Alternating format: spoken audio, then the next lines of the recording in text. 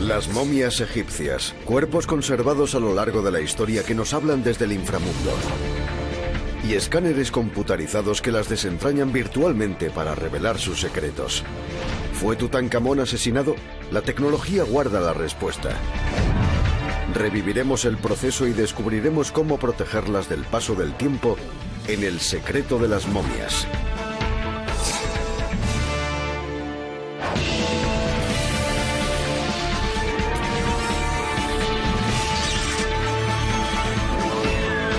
El secreto de las momias.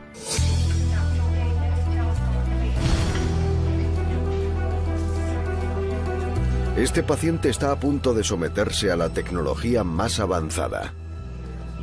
Inicia el escáner. Una tomografía axial computarizada, conocida popularmente como TAC, explora el interior del cuerpo humano y es una herramienta fundamental en el diagnóstico de enfermedades. Pero en este caso, el paciente está muerto. De hecho, falleció hace 5.000 años, pero por suerte el escáner nos dirá por qué murió y qué condiciones pudieron llevarle a la muerte. Esta momia, propiedad del Museo Michael C. Carlos de Atlanta, Georgia, es analizada sin ser desenvuelta para descubrir los secretos de su interior. Eso podrían ser tejidos. Vaya, eso es muy interesante. Las tomografías se basan en el principio de los rayos X. A medida que los rayos X inciden en el cuerpo, son absorbidos en diferentes niveles, formando una imagen plana en una película.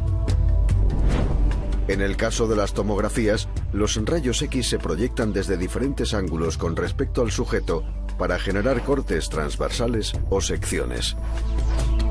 A medida que el paciente se desplaza, se generan hasta 1500 secciones que se apilan como si de una baraja de cartas se tratase para formar una imagen íntegra del cuerpo.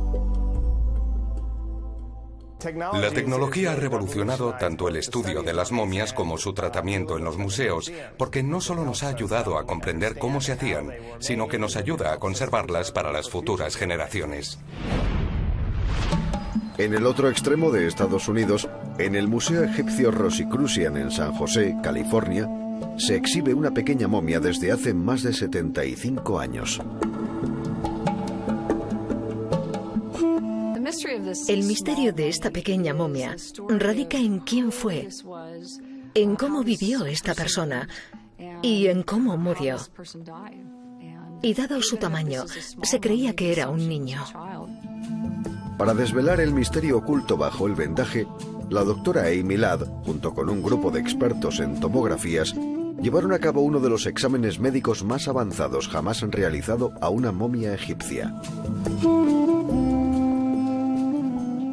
Esta tecnología es fascinante. Es como realizar una autopsia virtual, pero sin tocar a la momia. El tipo de escáner empleado se conoce como arco en C y consiste en un arco móvil que rodea completamente al paciente. El arco en C genera 60.000 cortes transversales, de modo que mostraría detalles inéditos hasta entonces en la tomografía de una momia. Se trata de tecnología punta. Hasta ahora ni podíamos pasar por el escáner, y esa es la novedad. Las decenas de miles de imágenes se procesan en un superordenador que crea una imagen virtual en 3 dimensiones del interior de la momia. Es fantástico porque se conserva su estado original. Y como hemos visto, está tan bien conservada que vemos detalles como los que veríamos en un niño que nos visitara hoy. Gracias a estas sorprendentes imágenes, la doctora Ladd pudo resolver el misterio de la pequeña momia. Primero, y 3000 años después, examinó su dentadura. Este es el escáner de la mandíbula, una vista lateral. Vemos la mandíbula inferior, que presenta los dientes de leche, y la segunda dentición que aún no ha aparecido y que empieza a formarse junto con los molares de los 6 años. Eso nos dice la edad. Tiene los dientes de leche, así que sabemos que tiene una corta edad. No ha perdido ninguna pieza y los molares de los 6 años aún no han aparecido. Por lo tanto, tenía menos de 6 años. Otros detalles ocultos revelaron el sexo de la momia. Esta imagen es del cráneo de la momia y sabemos que es una niña porque vemos en él este patrón ondulado. Es el cabello de la momia. En aquel tiempo, las niñas tenían pelo y los niños la cabeza afeitada. Pero también sabemos que es una niña porque no vemos genitales momificados en el pubis, así que se trata de una niña. Las imágenes del escáner también revelaron cómo pudo haber muerto. Aquí vemos indicios de una leve protuberancia en esta zona grisácea que podría implicar una presión intracraneal progresiva debido a un virus o una infección bacteriana que pudo provocar la inflamación cerebral que sería la causa de la muerte. Realmente fue una tragedia. Debió ser una niña sana y activa hasta poco antes de morir. Un final súbito para una niña con la vida por delante y que ha sido preservada a lo largo del tiempo. Pero ha sido una experiencia maravillosa desenmarañar su misterio. La tecnología puede ayudarnos a entender el pasado. Pero ¿cómo aplicaron los egipcios la tecnología para conseguir algunas de las momias mejor conservadas que conocemos? Los egipcios eran los tecnólogos de entonces, poseían conocimientos que nadie tenía. El doctor Robert Breyer, un reputado egiptólogo, es considerado por muchos el mayor experto en momias y en el proceso de momificación. A veces me llaman Mr. Momia, yo nunca me presento así, pero creo que se debe a que les sorprende que solo trabaje con momias. Su fascinación por las momias le llevó a realizar algo que nadie había hecho en miles de años. En 1994, practicó y documentó una momificación real, siguiendo el procedimiento de los antiguos egipcios. Quise momificar un cadáver humano porque quería saber cómo los egipcios momificaban a sus muertos. Sin hacer uso de la tecnología médica moderna, el Dr. Breyer pretendía momificar un cuerpo humano utilizando exactamente el mismo instrumental empleado por los egipcios milenios atrás. Para este proyecto tuvimos que replicar las herramientas de los egipcios, que contaban con cuchillos de bronce y cobre, pero también tenían obsidiana, un cristal volcánico muy cortante, más cortante que los escalpelos y que utilizaban para hacer incisiones. Con un cadáver donado a la ciencia, el Dr. Breyer dio el primer paso del proceso de momificación. La extracción de los órganos internos, ya que se descomponen con rapidez. Para conservar un cuerpo, hay que cerciorarse de que las bacterias no actúen. Ellas provocan la descomposición, atacan los tejidos blandos y el motivo por el que los atacan es porque contienen agua. La clave es deshidratarlos rápidamente para que las bacterias no corrompan el cuerpo. Este instrumento era muy importante. Extraían los órganos a través de incisiones de no más de 9 centímetros por las que no podían introducir las manos. Pero una vez abierta la incisión, introducían esto para sacar los órganos. Los egipcios abrían pequeñas incisiones para dañar los cuerpos lo menos posible.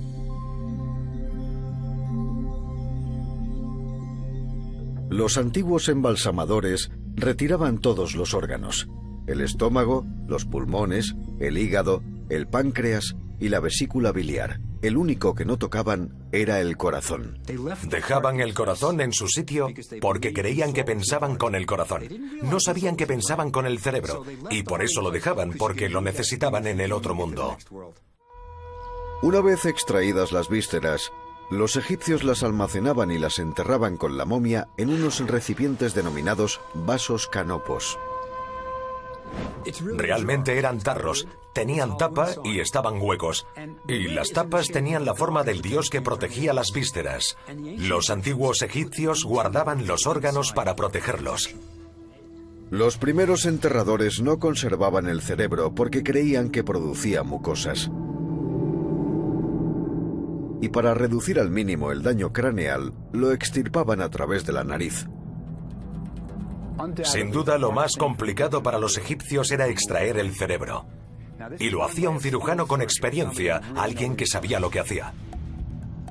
El cirujano llegaba al cerebro rompiendo el hueso etmoides, situado en la parte posterior de la cavidad nasal. Y entonces usaba algo como esto que parece una percha. Lo que hacía era insertarlo por las fosas nasales hasta el cráneo. Pero el cerebro no se enganchaba al estar demasiado líquido. Sin embargo, averiguamos cómo lo hacían. En efecto, introducían el gancho por la nariz, pero al llegar al cerebro lo giraban como un molinillo. Le daban vueltas y vueltas para triturarlo, para licuarlo, y luego colocaban el cuerpo boca abajo para que el cerebro saliese por la nariz líquido. Así es como lo hacían. A continuación, eliminaban la humedad del interior del cuerpo, introduciendo en él pequeños sacos de un compuesto de carbonato de sodio llamado natrón. Esto es natrón, y es exactamente igual al que usaban los embalsamadores egipcios hace 2000 años. Básicamente es sal, y deshidrata como cualquier sal. Es higroscópico. Extrae el agua del cuerpo y se adhiere a él deshidratándolo. Seguidamente, el Dr. Breyer emuló la práctica de cubrir el cuerpo con natrón y lo dejó secar durante 35 días. El resultado fue un cuerpo consumido pero reconocible. Este es el aspecto que tendría una momia hace miles de años, antes del paso más característico del proceso de momificación, la envoltura del fallecido en metros de lino. La envoltura era un ritual. Envolvían los dedos uno a uno, las manos, las piernas, dibujaban conjuros en las vendas y mientras lo hacían, un sacerdote oraba. Es decir, existía un ritual paralelo al proceso físico. Los egipcios empleaban más de 9 kilos de lino en una momificación. Si era rico, mientras lo envolvían entre las capas de lino, colocaban amuletos que podían ser cualquier objeto pequeño que sirviera de protección. De modo que en el vendaje podía haber cientos de ellos. Este amuleto pertenecía a una momia, tiene 3000 años de antigüedad, y si lo observamos de cerca, vemos que es la talla de un escarabajo, pero en la parte posterior presenta 2 pequeños orificios para coserlo a la momia y protegerla eternamente, y estaba en el vendaje. El vendaje se revestía con resina elaborada a partir de la savia de los árboles. Esta resina se endurecía formando una sustancia parecida al alquitrán que fijaba el vendaje. La palabra momia procede del término árabe mumiya, que significa alquitrán. El proceso completo para los antiguos egipcios podía durar hasta 70 días, y para estos momificadores actuales supuso todo un aprendizaje en un arte perdido en el tiempo. Creo que el proyecto de la momia fue realmente importante. Fue la primera vez en 2000 años que alguien culminó una momificación egipcia y por primera vez descubrimos los detalles de cómo lo hacían, algo muy relevante. Para el Dr. Breyer el proceso concluyó. En cambio, los antiguos egipcios debían hacer más para proteger a sus momias en la eternidad. Además del vendaje, utilizaban un material similar al papel maché, llamado cartonaje, para cubrir la cabeza y los pies de la momia. Posteriormente las introducían en un ataúd de madera y finalmente, si el fallecido era acaudalado o un faraón, el ataúd se sellaba en un sarcófago de piedra o granito. Es como las maletas que caben una dentro de la otra, conformando diferentes capas de protección para la eternidad. Pese a que la momificación era un proceso complejo y dilatado, solo era el punto de partida del ritual del enterramiento. Los egipcios honraban a los muertos construyendo colosales tumbas y templos que se convertirían en maravillas del mundo.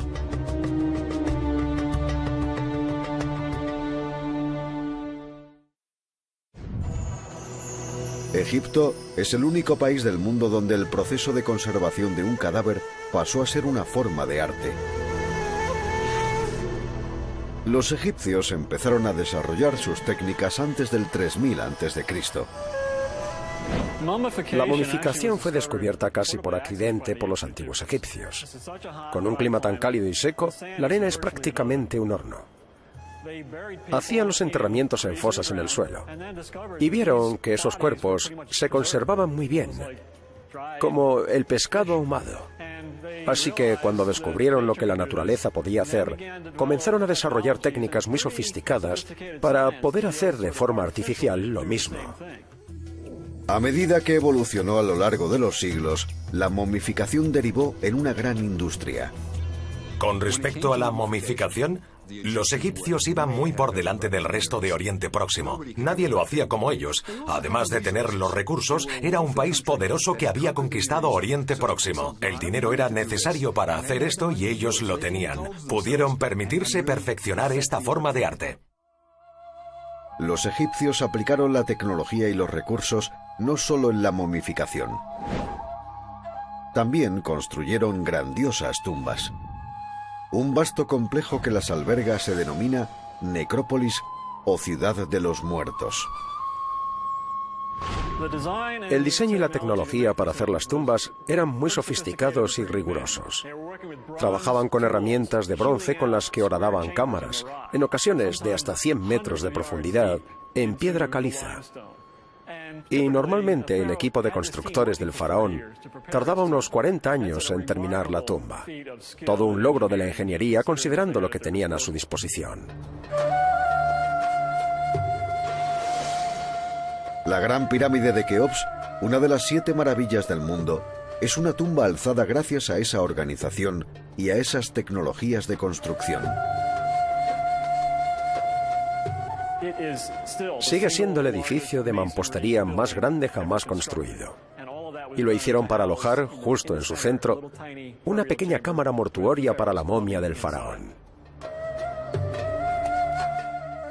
Los egipcios creían que el alma del difunto abandonaba el cuerpo para volver a él en el entierro. De modo que necesitaba su cuerpo y sus posesiones materiales para el más allá.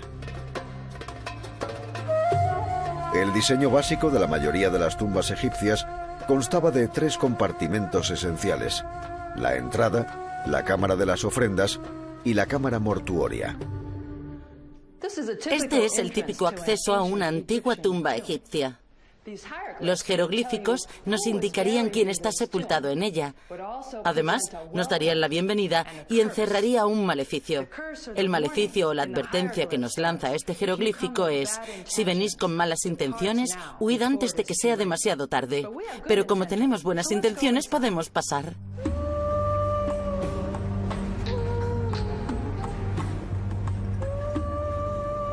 Los constructores de la tumba abrían un túnel que unía la entrada con la primera sala, la cámara de las ofrendas. Una puerta como esta se encontraría en una antigua tumba. Los parientes del difunto dejarían las ofrendas aquí, en la parte inferior de la puerta. Y el alma del difunto, mágicamente, entraría aquí para llevarse la comida y otras ofrendas a la otra vida por esta misma puerta mágica.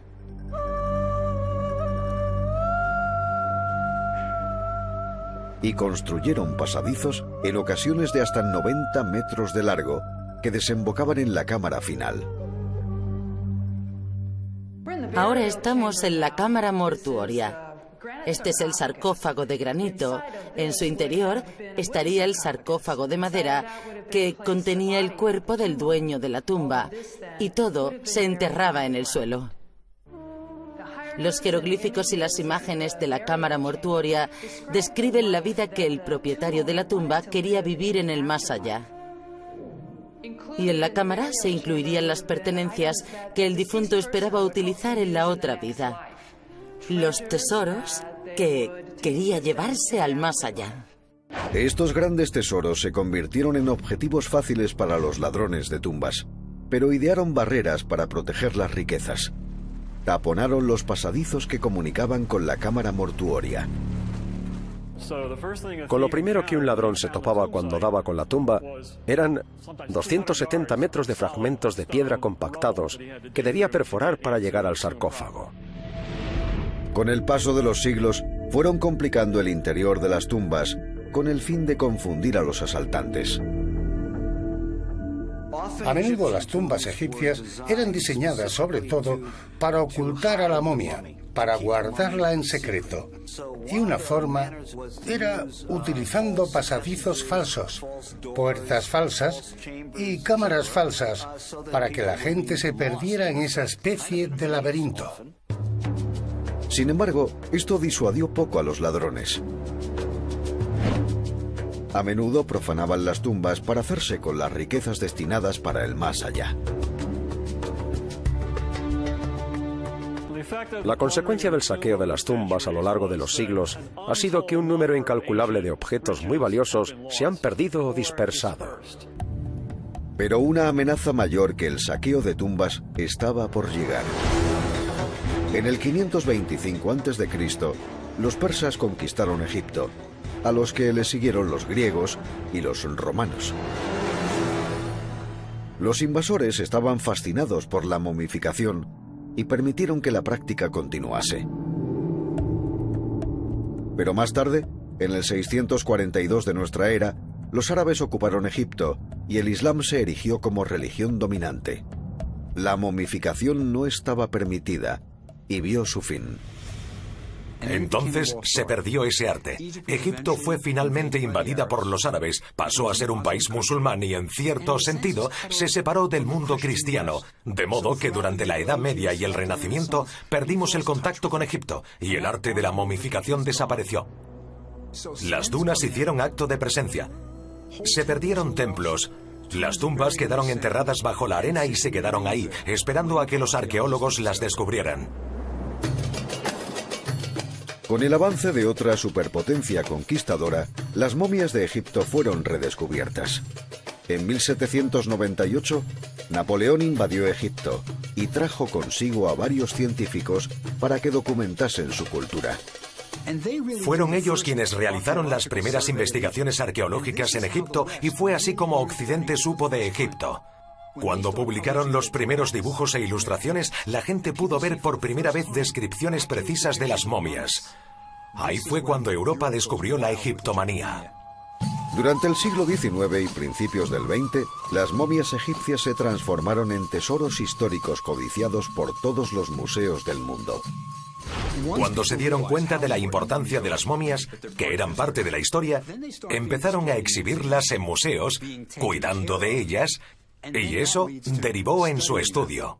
Durante la primera década del siglo XX, los arqueólogos peinaron los lugares de enterramientos egipcios en busca de estos nexos con el pasado.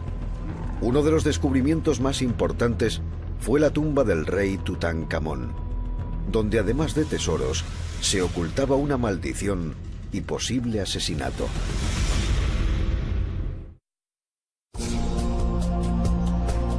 El faraón Tutankamón, también conocido como Rey Tut, es probablemente la momia más célebre del mundo. ¡Hola! El faraón no es solo conocido por las riquezas halladas en su tumba. También lo es por el misterio que envuelve tanto a su vida como a su muerte. La tecnología actual ha intentado dar respuesta a estas legendarias intrigas. La fascinación ha acompañado a Tutankamón desde que el arqueólogo británico Howard Carter lo descubriera en 1922. Cuando descubrió su tumba, publicitó su hallazgo. Y la noticia se propagó por el mundo. Las portadas de los periódicos de Nueva York, Sydney, El Cairo y París mostraban el descubrimiento. Fue la Tutankamón-manía. Al principio, este furor estaba motivado por las incontables riquezas encontradas en su tumba. Había más de 5.000 objetos colocados en esa pequeña tumba junto a Tutankamón. Había oro, alabastro, marfil, joyas y piedras preciosas que aún hoy nos deslumbrarían. Pero lo destacable era su buen estado de conservación. Parecían haber sido hechas ayer. Una de las reliquias más notorias fue la máscara de oro colocada sobre el rostro del faraón. Esa máscara funeraria en particular es uno de los objetos más espectaculares jamás encontrados en todas las culturas. Está hecha de oro y plata pero también presenta piedras, como ónices, turquesas, obsidianas. Utilizaron diversos elementos para crear esta preciosa máscara mortuoria. En poco tiempo, un misterio sobrenatural impregnó al magnífico tesoro. Según la leyenda, aquellos que accedieran a la tumba enfermarían y morirían poco después. La primera persona que murió y con la que se inició la leyenda de la maldición fue Lord Carnarvon, quien financiara las excavaciones de Carter. Murió 2 meses después de que Carter abriera la cámara mortuoria, y ahí comenzó la leyenda. Luego, los que tuvieron relación con el proyecto y que murieron súbitamente fueron considerados víctimas de la maldición de la momia. El mito perduró décadas, e incluso Hollywood hizo caja gracias a él. Creo que la momia, como figura de terror, toma más importancia tras el descubrimiento de Tutankamón. Se hablaba mucho de la maldición y existía esa idea de que las momias mataban a la gente. Y eso fue posterior al descubrimiento de esta tumba. La maldición quizás hiciera de oro a la industria, pero la ciencia sostiene teorías muy diferentes acerca de la causa de las muertes de aquellos que entraron en la cámara. Parece ser que hay razones científicas que están surgiendo ahora. Actualmente, los arqueólogos dejan que las tumbas respiren, por decirlo así, durante varios días, porque pueden acumular gases u otras sustancias tóxicas. Estas cámaras llevan selladas cientos de generaciones y contienen cuerpos en descomposición, restos de comida, resinas y otras sustancias químicas que se elaboraron y utilizaron durante las momificaciones. Por eso hoy las dejan respirar antes de acceder a ellas. Así que, tal vez, la ciencia haya resuelto el misterio de la maldición del faraón. Asimismo, la ciencia ha sido utilizada para resolver otro misterio acerca del rey Tut, el posible magnicidio. El misterio de la muerte de Tutankamón surgió en el momento de su descubrimiento. Vieron que era joven y querían saber exactamente cómo murió. ¿Murió de muerte natural? ¿Fue asesinado? ¿Lo mataron? El rey niño gobernó el antiguo Egipto hace unos 3500 años, después de heredar el trono de su padre a la temprana edad de 9 años. 10 años más tarde, su reinado fue cercenado. Había varios aspirantes al trono, de modo que cabría la posibilidad. Sabemos que hubo otros magnicidios en la historia de los faraones, así que sería posible que Tutankamón hubiera sido asesinado. En un intento de resolver el misterio, la momia del faraón se sometió en 1968 a los rayos X, que desvelaron un orificio en la parte posterior de su cráneo. La idea de que pudo haber muerto en una conspiración de palacio tomó fuerza cuando las radiografías mostraron un trozo de hueso hundido en la parte posterior del cráneo. Quizás le golpearon. En 2005, los restos de Tutankamón se sometieron a una tomografía, de la que se obtuvieron detalladas imágenes. El TAC reveló que el orificio en la parte posterior de la cabeza se produjo durante la momificación. De hecho, en la 18ª dinastía, muchas momias presentaban orificios similares que fueron descubiertos mediante tomografías. Entonces, ¿qué causó la muerte del rey niño? El TAC quizás haya revelado la verdadera causa de su muerte. Los últimos descubrimientos con tomografías parecen sugerir que tenía una fractura en la pierna y que tal vez una infección posterior fuera la causa de su muerte. Sabemos que incluso un dolor de muelas, una caries, podía acabar con la vida de alguien. De hecho, es posible que algunos faraones murieran a causa de unos dientes podridos. Esta nueva evidencia concluyó la investigación del asesinato del faraón. El caso de asesinato está cerrado. El 100% de los egiptólogos creen que no fue asesinado. Además de revelar la causa de la muerte de Tutankamón, la tecnología nos ha dado pistas de su aspecto. Mediante la reconstrucción facial, al igual que las fuerzas de seguridad hacen para resolver casos de asesinato, los científicos han creado un modelo muy realista del rey egipcio. Las imágenes de los escáneres sirvieron para construir un modelo de plástico del cráneo. Luego, un escultor moldeó con arcilla la musculatura facial y la piel.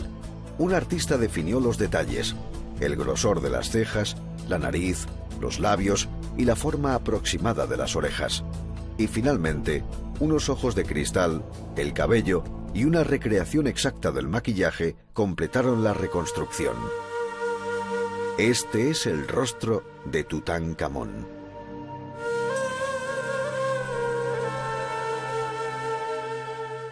Debido a la tecnología en la que se sustenta esa reconstrucción, es la recreación más aproximada de Tutankamón en vida. Sin embargo, el estudio de los restos del rey niño parece no haber finalizado. ¿Puede la tecnología revelar más datos? La fascinación por Tut persiste, y a medida que la tecnología avance, continuará su estudio y resolverá partes de la historia que hoy ni concebimos. El rey Tutankamón ha recibido siempre la mejor atención por parte de la ciencia. Pero durante siglos, incontables momias fueron profanadas, robadas o simplemente perdidas y olvidadas.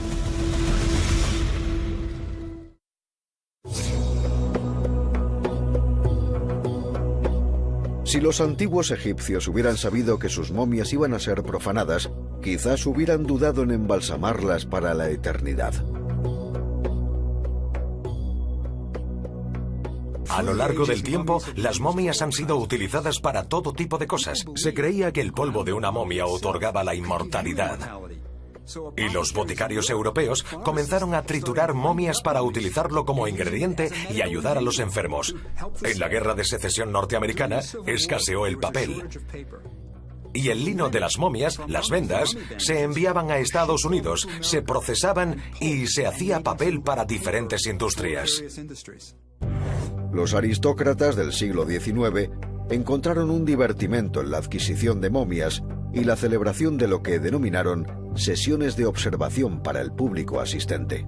Las desenvolvían. Querían ver qué había bajo el vendaje. Querían ver sus caras. Y así perdimos muchos conocimientos e información. A los antiguos egipcios no les habría gustado que eso ocurriera. Este hombre pudo haber sido comprado para ser el invitado de honor en una de esas fiestas celebradas en domicilios particulares. Es muy probable que a esta momia la desenvolvieran en la época victoriana como parte de uno de esos juegos de salón en los que retiraban el lino para ver qué amuletos, joyas o tesoros se desprendían del cuerpo de la momia. Les fascinaba lo que pudieran encontrar. Era como ir en busca del tesoro. Les resultaba más fácil que viajar a Egipto y escarbar en la arena. Quitaban las vendas, veían que caía y ya les pertenecía. Las momias se vendían y compraban como cualquier otro bien, y muchas se perdieron con el tiempo. En 1860, una colección de momias fue adquirida por el Museo de Niagara Falls. Pero nadie sabía que en ella descansaba uno de los hombres más poderosos que jamás paseó por las orillas del Nilo. El Museo de Niagara Falls no era exactamente un museo. Era una especie de espectáculo circense. Tenía animales con dos cabezas, la gente se tiraba en toneles por las cataratas y cosas así de extrañas. Sin embargo, entre esas rarezas, una momia parecía destacar. Con 7 u 8 años fui al museo, la vi y digamos que tuve un cara a cara con ella. Lo que me llamaba la atención era su postura y la calidad de la momificación. La pista definitiva fue la posición de los brazos cruzados sobre el pecho, una postura reservada exclusivamente a los faraones. Durante más de 100 años, esta momia entretuvo a las masas hasta la clausura del Museo de Niagara Falls en 1998. Sus momias fueron adquiridas por el Museo Michael C. Carlos de la Universidad Emory de Atlanta. Allí, el misterioso cuerpo de brazos cruzados finalmente pasó un exhaustivo análisis con la más avanzada tecnología. Cuando llegó aquí, consultamos con expertos de todo el mundo. Sin embargo, no pudieron establecer el parentesco del faraón mediante el ADN, porque las autoridades egipcias se negaron a facilitar muestras de sus momias reales. Por tanto, compararon las tomografías no invasivas y radiografías con las de otros faraones identificados. ¿Quién fue esta momia? Sorprendentemente apareció un candidato: Ramsés I. El tipo de vendaje se correspondía con el de otras momias reales, en especial con los de Seti I y Ramsés II, hijo y nieto de la momia perdida de Ramsés I. El TAC resultó muy útil porque reveló en el interior de la momia 2 trozos de lino fuertemente compactados, colocados a modo de relleno para darle forma al cuerpo una vez retiradas las vísceras, algo que también presenta la momia de Seti I, el hijo de Ramsés I. Y eso relacionaría al padre con su hijo. Y llegamos a la conclusión de que ciertamente era la momia de Ramsés I. El descubrimiento de Ramsés I llenó un largo vacío en el linaje histórico de los faraones egipcios. Para que ocupase su lugar junto a otras momias reales, el Museo Michael C. Carlos la devolvió de forma voluntaria a Egipto, donde fue recibida con honores reales.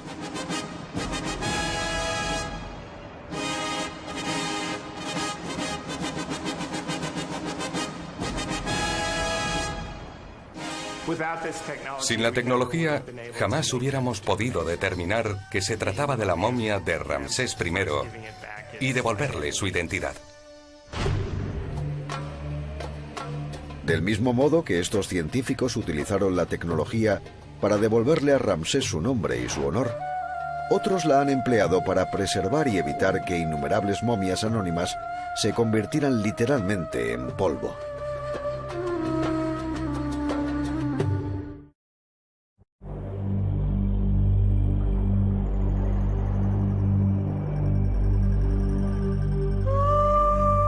Ocultas en sarcófagos sellados, las momias han superado el paso de los milenios. Pero ahora, expuestas en el mundo moderno, ¿qué les deparará? La restauración y conservación de momias está en sus pasos iniciales. El mayor reto es que los vendajes y los cuerpos son frágiles, quebradizos y a menudo se han fragmentado con el paso del tiempo. Los conservadores utilizan un material transparente de nylon para impedir que las momias se hagan pedazos. Con esta nueva técnica mantienen las vendas y las partes del cuerpo inmóviles. Esta momia ha sido preparada para ser exhibida en museos. Primero, recolocamos cuidadosamente las vendas y luego la cubrimos totalmente con un tejido transparente del mismo color que el lino y que nos permite ver la disposición original. Es como una especie de redecilla para el pelo. Evita que las frágiles vendas se muevan mientras que la momia está expuesta. El natrón, el compuesto salino empleado por los egipcios para conservar a las momias, hoy las haría desintegrarse. Si la temperatura o la humedad varían, la sal que está disuelta de forma natural en el material volvería a disolverse, se desprendería o se absorbería, dependiendo de si el aire es más seco o húmedo que el material. Y estos cambios erosionan la superficie, incluso pueden hacer que exploten.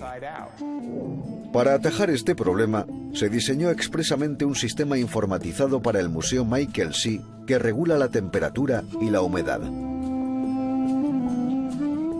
El museo requiere unas condiciones ambientales específicas y para cumplirlas tenemos un sistema de aire acondicionado que está programado para mantener la temperatura a 21 grados con una oscilación máxima de 1 grado y la humedad relativa en un 50% con una oscilación del 5%. Pero los microorganismos también pueden causar estragos. Y en el Museo de El Cairo detectaron a un intruso muy común morando entre la realeza. Descubrieron que las momias del Museo Egipcio del Cairo tenían moho. Estaban mohosas. El moho más doméstico y cotidiano puede destruir al faraón más venerado. Si una momia carece de protección, podría desintegrarse en cuestión de 2 años. Shin Maekawa es el director científico del Instituto Getty para la Conservación de Los Ángeles, California. El Museo de El Cairo recurrió a él para acabar con el problema del moho. Los 3 elementos que afectan a las momias son la temperatura, la humedad relativa y el oxígeno. El oxígeno es uno de los grandes responsables de la descomposición de la materia orgánica. Proporciona el combustible que permite que microorganismos como el moho y los hongos se reproduzcan y multipliquen. Para zanjar el problema, Maekawa diseñó una vitrina sin oxígeno. Este es un pequeño prototipo de la vitrina. El propósito de la vitrina es proporcionar un ambiente estable, seco y sin oxígeno para poder eliminar las secuelas de los cambios de humedad y la aparición de hongos.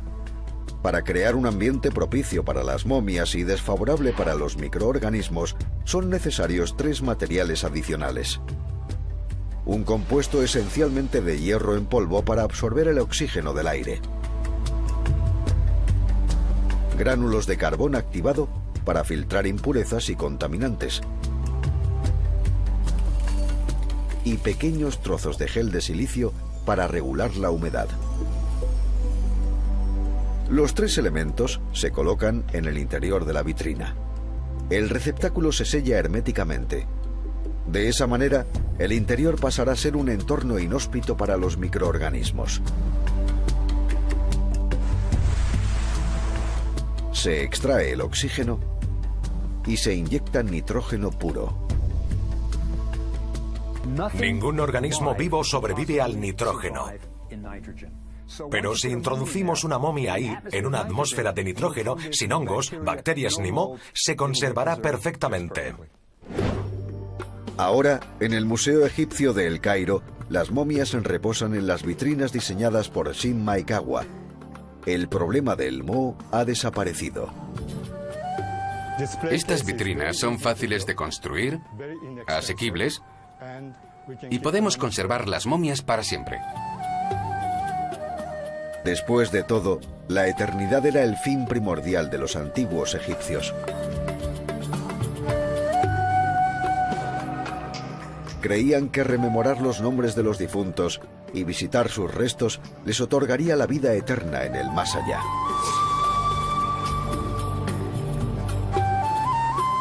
Y hoy, con un público tan interesado en las momias, podríamos decir que lo han logrado.